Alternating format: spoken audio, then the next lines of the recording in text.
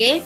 Puan Farina tengok sini, dia dah lost 13 kilo dan berjaya untuk orang kata menangi ataupun dapatkan wang tunai RM500 tu. RM500 dalam tangan Puan Farina. Tahniah Puan Farina. Dia punya sebelum dan selepas berat badan dia.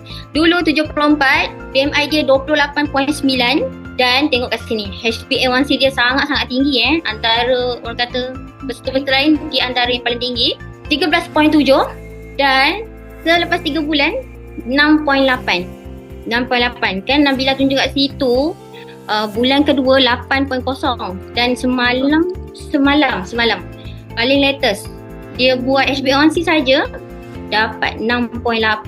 Sangat-sangat orang kata amazing lah. Sangat banyak. Dia antara peserta yang paling banyak penurunan HbA1c. Tanya Puan Farina dan dia tu juga tak ambil apa-apa ubat.